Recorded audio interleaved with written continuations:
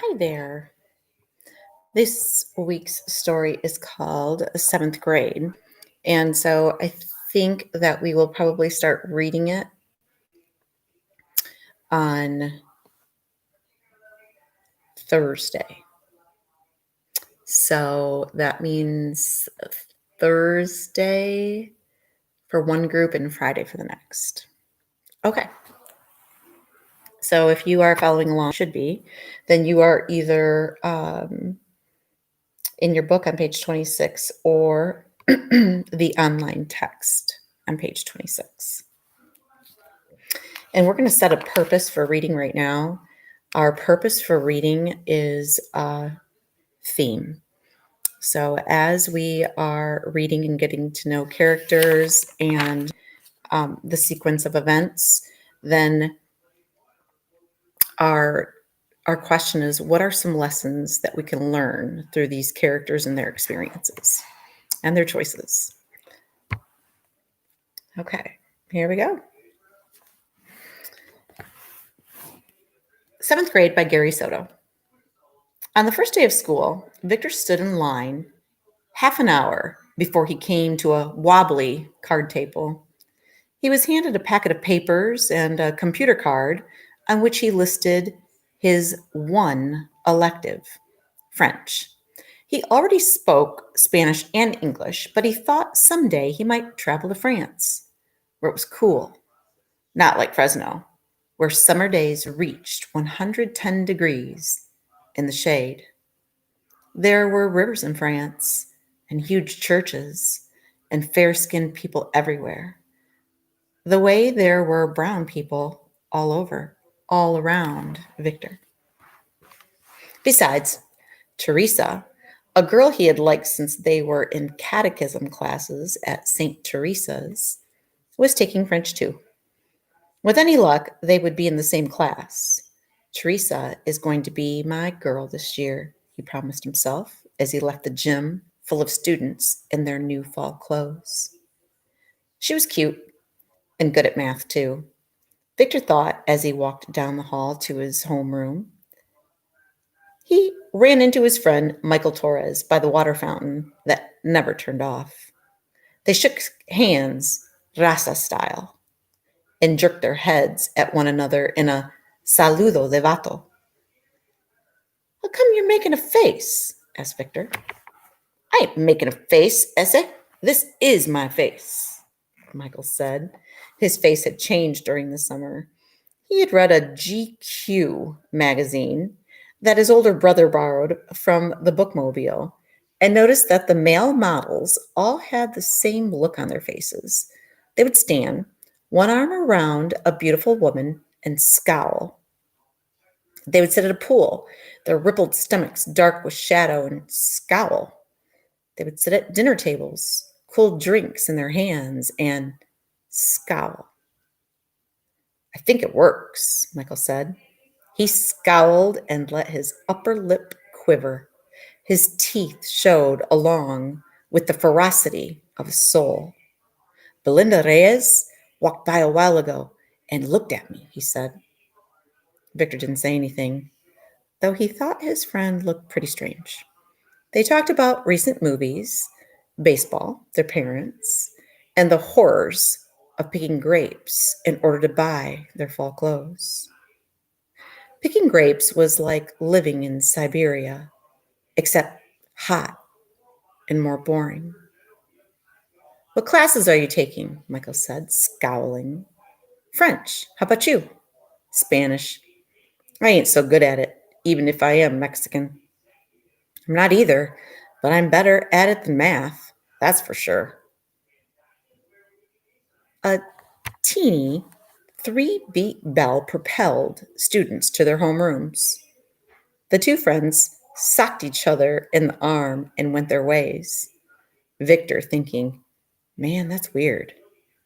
Michael thinks making a face makes him handsome? On the way to his homeroom, Victor tried a scowl. He felt foolish until out of the corner of his eye, he saw a girl looking at him. He thought, maybe it does work. He scowled with greater conviction.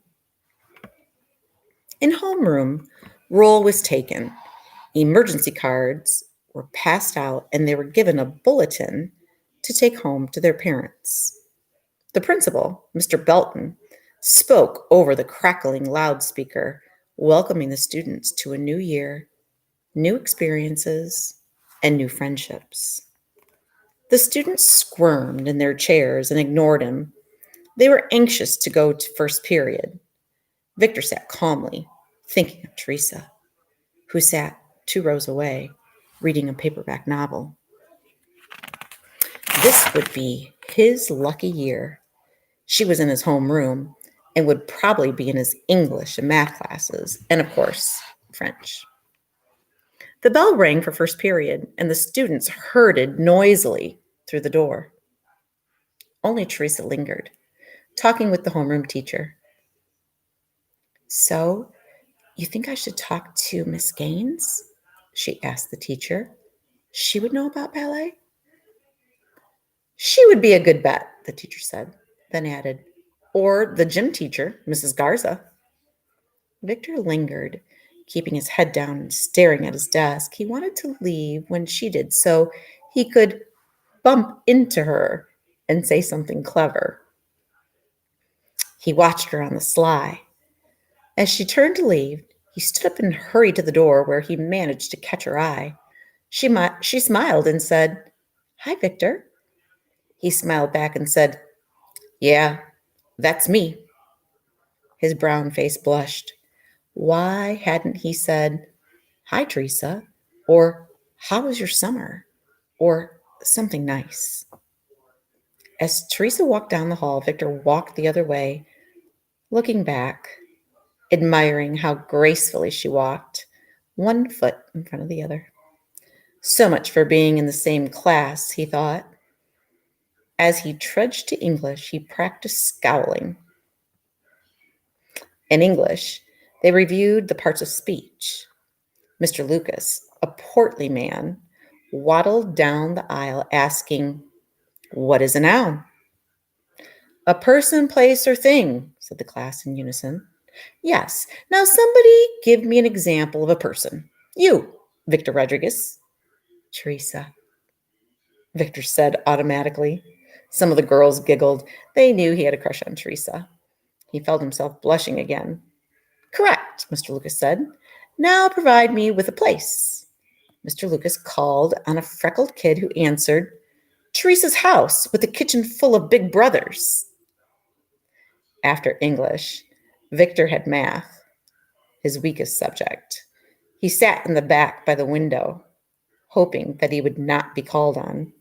Victor understood most of the problems, but some of the stuff looked like the teacher made it up as she went along. It was confusing, like the inside of a watch. After math, he had a 15-minute break, then social studies, and finally lunch. He bought a tuna casserole with buttered rolls, some fruit cocktail, and milk. He sat with Michael, who practiced scowling between bites. Girls walked by and looked at him. "See what I mean, Vic?" Michael scowled. "They love it." "Yeah, I guess so." They ate slowly, Victor scanning the horizon for a glimpse of Teresa. He didn't see her. She must have brought lunch, he thought, and is eating outside.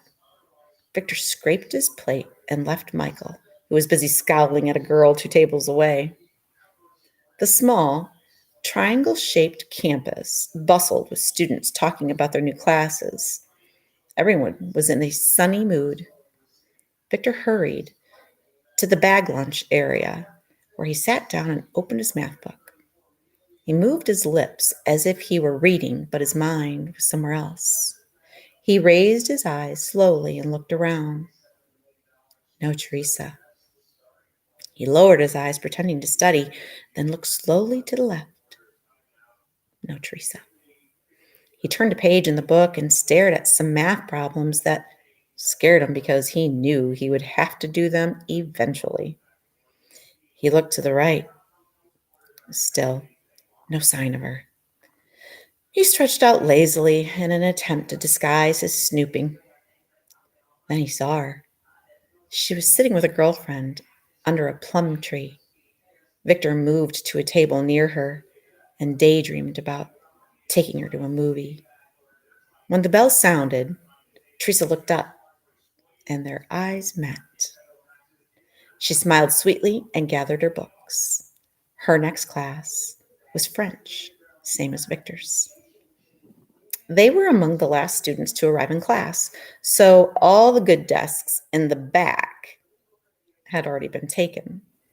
Victor was forced to sit near the front, a few desks away from Teresa, while Mr. Bueller wrote French words on the chalkboard. The bell rang, and Mr. Bueller wiped his hands, turned to the class, and said, Bonjour. Bonjour, braved a few students. Bonjour, Victor whispered. He wondered if Teresa heard him. Mr. Bueller said that if the students studied hard, at the end of the year, they could go to France and be understood by the populace. One kid raised his hand and asked, What's populace? The people of France. Mr. Bueller asked if anyone knew French. Victor raised his hand, wanting to impress Teresa. The teacher beamed and said, Très bien, parlez-vous français? Victor didn't know what to say. The teacher wet his lips and asked something else in French. The room grew silent. Victor felt all eyes staring at him. He tried to bluff his way out by making noises that sounded French. La me va me con le grama, he said uncertainly. Mr. Bueller, wrinkling his face in curiosity, asked him to speak up. Great rose bushes of red bloomed on Victor's cheeks. A river of nervous sweat ran down his palms. He felt awful. Teresa sat a few desks away, no doubt thinking he was a fool. Without looking at Mr. Bueller, Victor mumbled, Frenchy, oh oui, oui, G in September. Mr. Bueller asked Victor to repeat what he had said. Frenchy, oh oui, oui, G in September, Victor repeated. Mr. Bueller understood that the boy didn't know French and turned away. He walked to the blackboard and pointed to the words on the board with his steel-edged ruler. Les bateaux, he sang. Les bateaux, the students repeated. Les bateaux est sur l'eau, he sang. Les bateaux est sur l'eau. Victor was too weak from failure to join in the class. He stared at the board and wished he had taken Spanish, not French. Better yet, he wished he could start his life over. He had never been so embarrassed. He bit his thumb until he tore off a sliver of skin. The bell sounded for fifth period, and Victor shot out of the room, avoiding the stares of the other kids, but had to return for his math book. He looked sheepishly at the teacher, who was erasing the board, then widened his eyes in terror at Teresa, who stood in front of him. I didn't know you knew French, she said. That was good. Mr. Bueller looked at Victor, and Victor looked back. Oh, please, don't say anything, Victor pleaded with his eyes. I'll wash your car, mow your lawn, walk your dog, anything. I'll be your best student, and I'll clean your erasers after school. Mr. Bueller shuffled through the papers on his desk. He smiled and hummed as he sat down to work. He remembered his college years when he dated a girlfriend in borrowed cars. She thought he was rich because each time he picked her up, he had a different car. It was fun until he had spent all his money on her and had to write home to his parents because he was broke. Victor couldn't stand to look at Teresa. He was sweaty with shame. Yeah, well, I picked up a few things from movies and books and stuff like that. They left the class together. Teresa asked him if he would help her with her French. Sure, at any time, Victor said. I won't be bothering you, will I? Oh, no. I like being bothered. Bonjour, Teresa said, leaving him outside her next class. She smiled and pushed wisps of hair from her face. Yeah, right. Bonjour, Victor said. He turned and headed to his class. The rose bushes of shame on his face became bouquets of love. Teresa's a great girl, he thought, and Mr. Bueller is a good guy. He raced to metal shop. After metal shop, there was biology, and after biology, a long sprint to the public library, where he checked out 3 French textbooks. He was going to like 7th grade. Remember, the purpose for reading was theme. So, what lessons are to be learned? There are plenty.